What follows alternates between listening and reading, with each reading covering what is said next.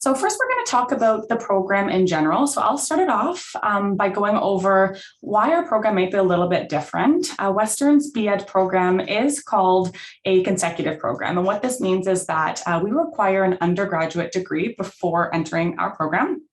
And some of the key differences that our program may have versus other programs, something that we've actually recently switched to is a pass-fail model. And the reason we did that is to ensure that our teacher candidates make the critical transition from students, where you were maybe more focused on what grades you had received in your program or your course, to teachers. So this is where you're going to be more focused, or hopefully more focused, on how and what you are learning will actually inform your future professional practice. So instead of worrying about specific grades, again, we want you more concerned about how you can become the best teacher possible. Our program also offers what's called a mentor program. This is where you'll be in small groups, no more than I'd say 12 to 13, with a master mentor. Now, the master mentor is someone that is heavily involved within education recently, whether that's a current teacher, maybe a recently retired teacher. And the purpose of our mentor program is to give you a safe space to explore things that may be happening within your program, happening on practicum, discussing things on how theory may connect to your practicum, or anything that you're sort of experiencing in that smaller group unit you can bring up with your master mentor. We do like to put you into a mix of other teacher candidates that are maybe in a different division with different teachables, just to give you more understanding and learning throughout your time in the program. Finally, at least on that section, is we offer something called T2P, and this stands for Transition to Practice. And what that means is it's a series of PD opportunities, very similar to what you would find if you were actually working in a school, where you'll be exploring important topics within education. There is some choice within the T2P opportunities that we have. So there's different PD opportunities that you can select, and then there are also some mandatory ones. Those will be things such as the College of Teachers, OCT, so they are the governing body for all teachers here in Ontario. They do a presentation with all of our students, so that's a mandatory one that we'd like you to go to learn a little bit more from them. And there's also ones from the Federation as well that'll be mandatory, but there is some choice in what you choose. Our program offers 27 in-field weeks. So we do have a very robust amount of time that you'll be spending in field. We have practicum, which is where you'll be doing your practice teaching. And then those are generally between 90 to 100 days of practice teaching. And I will go into that a little bit more later on in the slideshow about your practicum opportunities. And we also offer what's called AFE, AFE, you might hear it called, or an alternative field experience. And again, I'll go into that a little bit more, but your AFE opportunity is another 7 weeks or so of in-field experience, or roughly 210 hours at minimum. So there's lots of time for you to spend in the field within your time spent in the program. And next up, we have our specialty area choice. So this is similar to an elective, and we offer this to allow you to tailor the program a little bit for your interests. So our specialty area is about 2 to 3 courses taken in your particular specialty area that you're able to choose. And these are all areas that represent areas of need within education throughout the world. The areas also represent areas of research from our faculty members. We do have our own faculty members that oversee these specialty areas. And again, it's just extra choice. We do have all of the options listed on our website of the different specialty areas that we choose. But as you can see there, we have Psych, ECE, French, International Ed. So there is choice there. But do keep in mind for that advanced Psych specialty area, that's the only one where we do want to see that you do have some background credit in Psych for that specialty area. But again, it's all listed on our website for you to take a look and have some choice into how you want some courses done within the program. And finally, our program allows for, and excitedly, international opportunities. We've actually been given the green light, the go-ahead, with the new border being open, to resume our international opportunities. We actually just found that out recently, which is very exciting. You can see that in our specialty area, we have an international education specialty area. That's one of the opportunities, but also in your AFE, there's opportunities as well for some international perspectives in travel. And I'll go into that a little bit deeper when I talk about AFE, but it's just something a little bit different that our program does offer. Okay, so this is a visual representation of what the 2 years in a program might look like. So if I didn't say it before in the beginning, which thinking back, I might not have, I did say that our program is called a consecutive program, meaning we need an undergraduate degree, but it is a 2-year full-time on-site program. So we do not offer this program part-time, it is full-time and it is on-site. And this is that visual representation of what your 2 years might look like. So what you'll be able to see and what I kind of want to showcase here in the slides is that in year 1, you'll see that it is heavier in terms of class time, and this is actually done on purpose. The reason we do so is we want to give you a good, solid theoretical background before heading into your practicum. So you'll see you have your 9 weeks of class, and then the blue is all your practicum chunks. In second year, however, you're going to see it's more heavily focused in your in-field experience, and you'll see in year 2, the first chunk is practicum. And the reason being is we want you to go into a school in-field experience in September, a school startup, to be able to see that. So this will lay it out for you. Our program is 4 terms. So you'll attend September, and we have a fall and winter term. Similar to undergrad, you'll be off in your summer, and you'll come back again for fall and winter again for year 2. So here's what we'll talk a little bit more about Practicum and AFE, which I touched upon a little bit earlier. So Practicum is done in 4 blocks, which you would have seen in blue in that last slide. We typically have between 90 to 100 days of Practicum within those 4 blocks over your 2 years here. We work with 44 school boards, so there is lots of choice in terms of school board, but I do want to pause here for a bit. So I will mention that we will give you the opportunity to provide us, once you're admitted into the program, with your preferred school board. And we do our best to get you in your preferred school board as close as we can. But that's sort of where that choice ends. There is a lot of regulation with OCT in terms of how we can get you certified and what practicum entails. So we will actually be placing you in those practicums, and that's just because we want to ensure that you will be able to receive certification upon completing our program.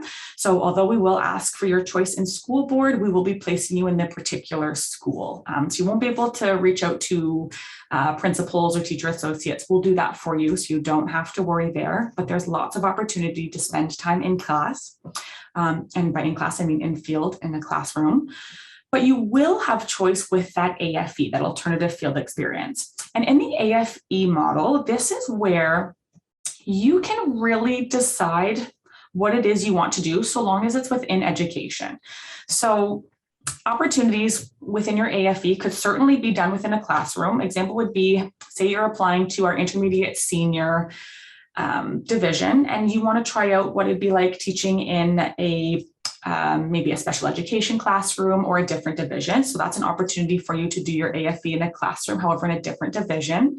But it doesn't have to be done in a classroom. Other examples could include writing curriculum, working with community partners. Here in London, we have the London Children's Museum, different opportunities like that. And also this is the time where you could look into international opportunities, which I had mentioned have opened. And Rebecca actually is a really good resource for that. Rebecca did our Bachelor of Education program, and in her AFE, she did international opportunities and taught in Germany, I believe, Rebecca, if that's where you went, Germany and Poland.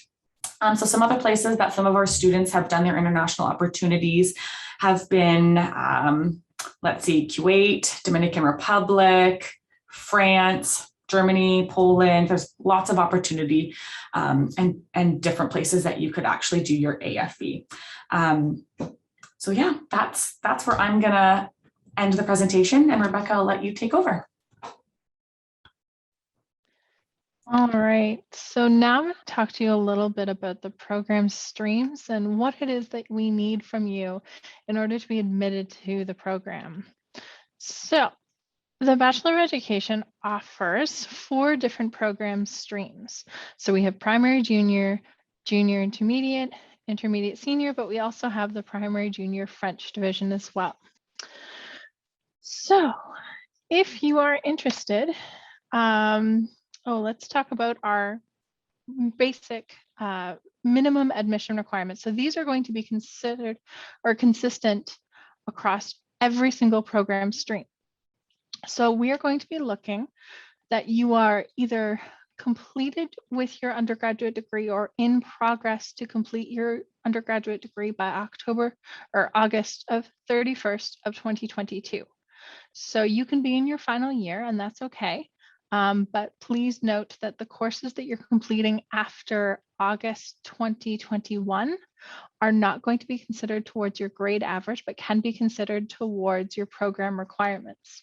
Should you receive an offer, those courses that you're completing right now would be conditional. And so your offer could be conditional upon you completing those courses. Additionally, we're also going to need to see that you have 10 full or equivalent degree credits completed at the time of application. Then we're going to need a best 10 average of 70%. So I'm going to clarify again here that it's your best 10. Some other schools will use your last 10, but we know that there's a little bit of room for error or an adjustment in your first or second year. So we want to kind of eliminate some of those outliers and identify the best 10 all the way up into the August right before you apply. Additionally, if you're in your intermediate senior or junior intermediate, we're going to look for a 70% average in your teaching subjects, and I'll go into that a little bit later. Additionally, we also have an equity application process if you're interested. So this could be an option for you for a variety of different reasons: race, religion, socioeconomic, disability, exceptionalities. The choices or the options are really endless for that. If you feel that you would like an additional consideration to your application, then the equity application pathway might be for you. We are going to require minimum averages or minimum admission requirements met for your equity admission application, so it will be consistent with the same expectations. The GPA requirements vary by program and subject dependent on the applicant pool. So that means that we honestly don't have any prediction of how high the cutoff average is going to be for each year, and that's dependent on the applicant pool. It depends on who's applying to each program stream that year. We do know that the Bachelor of Education is a very competitive program. However, the distribution of applicants for each program stream can vary slightly. Additionally, we also prefer to see a 4-year degree with 20 full completed credits. That's not to say people with 3-year degrees couldn't apply. They're still welcome to apply. It's just that preference is going to go to those with a 4-year degree. All right, so if you're interested in teaching kindergarten to grade 6, then primary junior might be for you. So there's no real particular degree that we're looking for here. What we're looking for is some breadth within your transcript. So thinking back to your elementary school days, your elementary school teachers taught you every single subject, and that's the kind of reflection that we're going to be looking for within your transcript. So we have background credit areas, and we have 6 areas: English, fine arts, health and physical education, math, science, and social science humanities. We're going to be looking for at least 1 half credit in 4 of these 6 areas. You can have 5 areas, you can have 6 areas. The more areas you check off, the more competitive your application could be. Additionally, we're also going to be looking at your best 10 average in combination with these requirements and the other application components. So as many of these areas as you can check off, the better.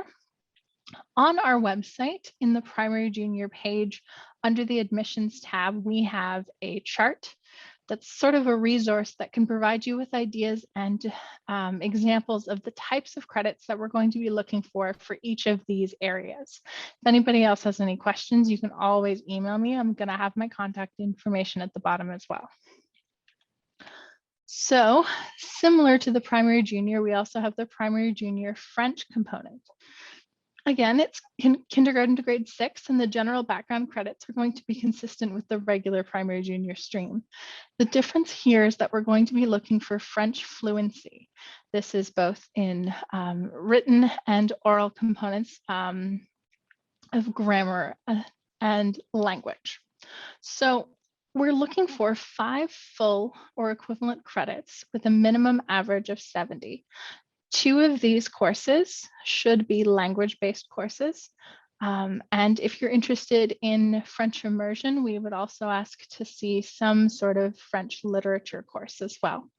We do not like French linguistics courses as they don't tend to align themselves with the Ontario curriculum as strongly. If you don't have any French university level credits, but you are fluent in French, there is always the option for a special consideration, and that is through a proficiency test.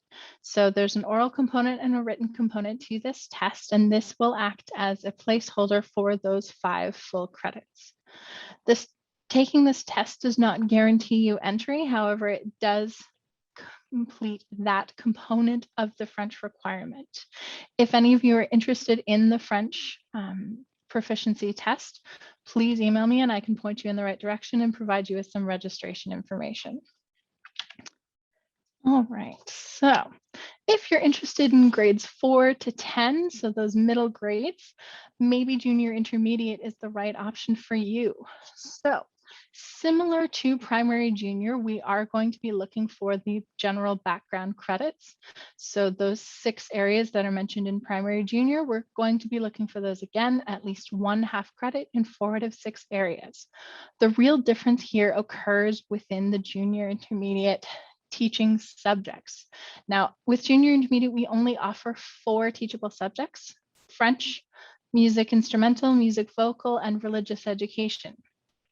If you are taking music, we're going to be looking for 4 credits, full or equivalent, with a minimum average of 70. If you're taking French or religious education, we're going to be looking for 5 full credits with a minimum average of 70. Again, if you're interested in the French proficiency testing, instead of university level credits, this is also an option. And finally, if you are interested in teaching grades 7 to 12, then perhaps intermediate senior might be for you. So this is a different set of requirements to the primary junior and junior intermediate, whereas you're going to require 2 teaching subjects. Your first teachable subject, we're going to be looking for 5 full or equivalent credits with a minimum average of 70. And in your second teachable subject, we're going to be looking for 3 full or equivalent credits with the minimum average of 70. Now, I'm going to note here there are some exceptions. So with French or religious education, whether you select it as a first or second teachable, we are going to require 5 full or equivalent credits. Additionally, there are some of these courses that cannot be considered in combination. So you cannot combine history, geography, law, politics, or economics together. You also cannot combine social studies and philosophy. Additionally, we have general science and then each of the senior science level topics. You can select 1 senior science topic and a science general. However, you cannot select 2 senior science topics. Again, if anyone has any questions about these, please feel free to contact me. I can only review individual course descriptions. I cannot review transcripts. So if you have an individual course that you're not sure is going to apply to a particular subject, I would need a course description sent to my email. All right, so now I'm going to talk to you a little bit about the actual application process. So all of you are going to be applying through OUAC, specifically through TEAS, Teacher Education Application System. So you're going to be completing your OUAC TEAS application, completing the choices that you would like in terms of the faculties of education that you're interested in. This is also where you're going to be requesting your transcripts and having them sent to us. Please note that if you are a Western student, you do not need to request your transcripts. They get sent to us automatically. If you have any additional international transcripts, we are going to need them sent through WES, World Education Services. So we can actually process them because we cannot evaluate international transcripts without a course-by-course evaluation through WES. If you have an international transcript that you choose not to include within your evaluation, you still need to disclose it to us. So you will still need to upload this transcript through your Western Student Center profile. And then you're going to need to email us and acknowledge that you're choosing not to use this for your application. However, all post-secondary education must be disclosed. Additionally, unfortunately, we cannot use any diploma level credits or community college level credits. We need our credits to come from accredited universities. All right, so then there are two other components that I'm going to talk to you a little bit about in a future slide, but there's the experience profile, and then there's the CASPer assessment. Additionally, can I jump in quickly, Rebecca? Absolutely, yes. I'm probably too late because you're all probably sitting there really quickly trying to write down those links. We will send you out this slide, so don't worry, like there'll be clickable links. I just wanted everybody not to worry too much. We'll send this out for you in a recording as well. Additionally, if you go onto our main webpage under the Bachelor of Education, there's a big orange button that says learn more how to apply. Or learn how to apply, there's going to be a step-by-step guide that's going to have all these links as well. So if you ever lose track of our recording, it'll be right there as well. Thanks, Courtney.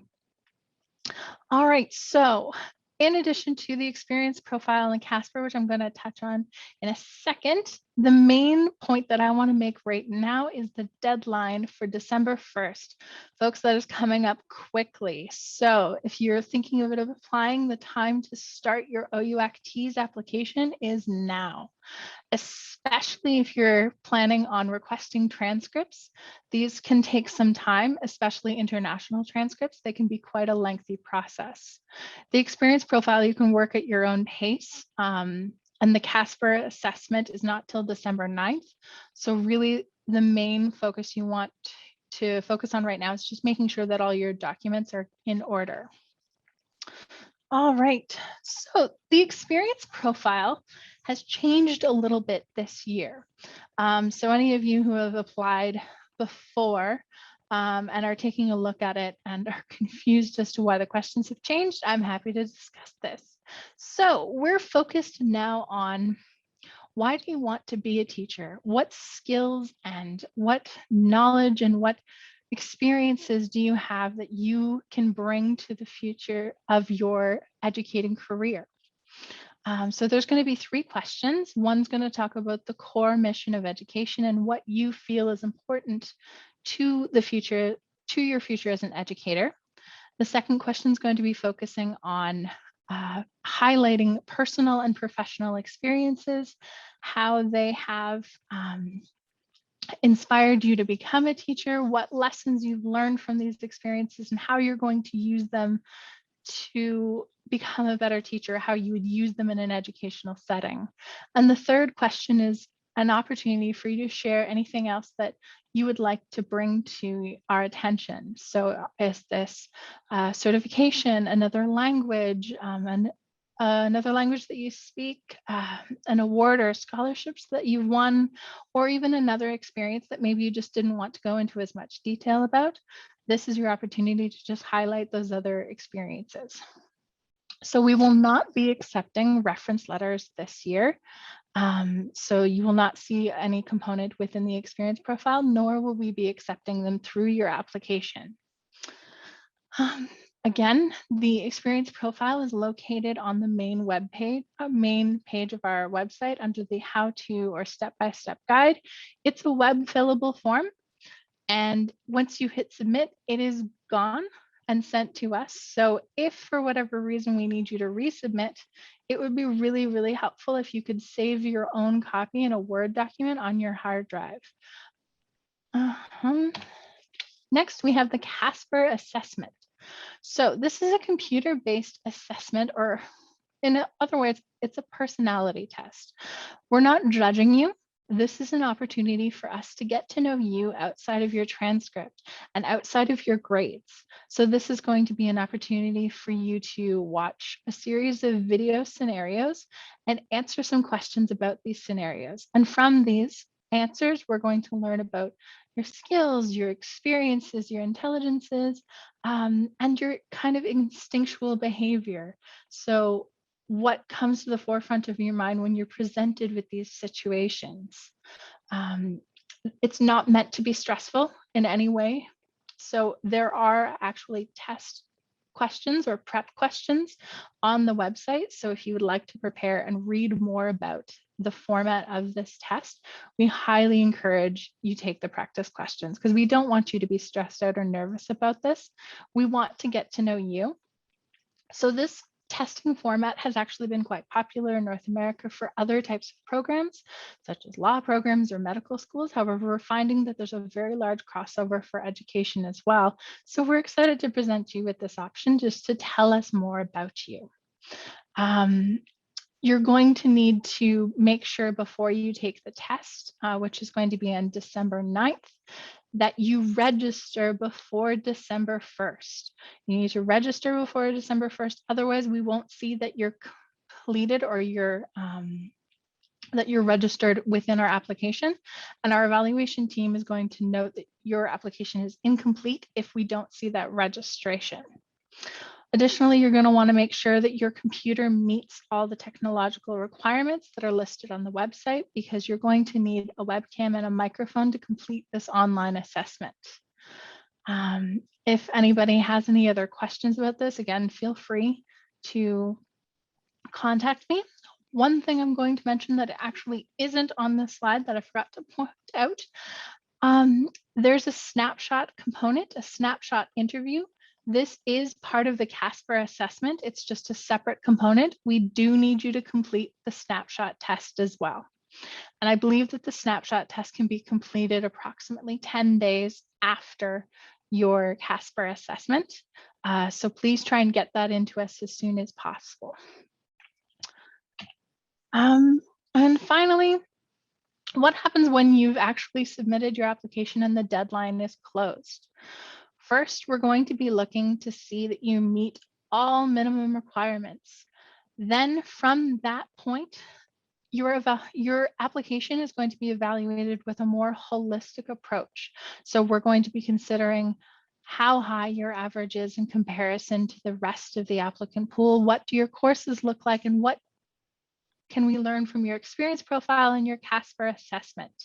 We will not be conducting interviews, as the CASPer assessment and the snapshot component kind of serves as an interview section for us. And decisions will be made for February 15th. Anything else you want to add, Courtney, before we switch over? No, we got everything covered. All right. I'm going to hand it over to you now. Perfect. So we wanted to add in an annual market report slide. This is from 2020, and this actual slide is from the College of Teachers themselves, and it actually tells a good news story. As you can see from the graphs here, employment opportunities have actually been increasing in the teacher profession over the past few years, and it's anticipated to get even better.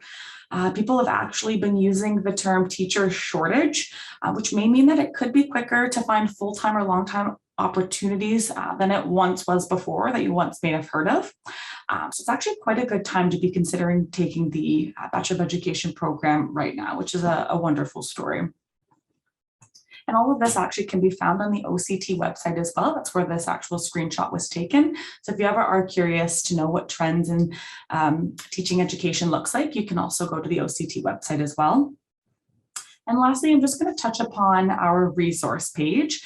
A few things to take note of here is that here in the Teacher Education Office, we run a current student blog. Again, we'll be sending out the slides, so you will have an opportunity to take a look at the links here. The current student blog is for students that, of course, are currently enrolled in the program, but it is a good opportunity for you to sort of take a look and see what current students may be doing now, what their existing timetable might look like, just to give you a bit more of a feel of how the program is. It also includes a job board as well. So we do like to provide our teacher candidates with opportunities as they come across our desk as well. There's also going to be more information about the AFE opportunities, practicum, and all that good stuff there. We do also have a wealth of information on our website as well. So we recommend taking a look on our website. So everything that maybe Rebecca was talking about in terms of the admission requirements, the 5.0 credits here, 3.0 credits there. Don't worry if you didn't get that written down quickly enough. It's all on our website. It's all listed, especially those courses that can't overlap. It is a good place to stop, take a look, check, and see if the program is a right fit for you. And then again, as I just mentioned, the OCT market report is a great opportunity for you to take a look at some of the trends that you may be seeing within teacher education. That's where I got the snapshot from the previous screen. So just some resources there for you to take a look at as you are considering the program. Please do send us an email and we're happy to answer your questions, or if you think of questions after, you can email us at eduwo@uwo.ca. And also, if you do take a peek on our website, as I'd mentioned, we have drop-ins right now every Wednesday from 11 to 12. So feel free to drop in this upcoming Wednesday or the Wednesday after and ask any more questions that you may have. But I want to thank everybody for taking time out of their evening and joining us to learn a little bit more about our program. And I hope you enjoy the rest of your evening, and we look forward to seeing your applications come through.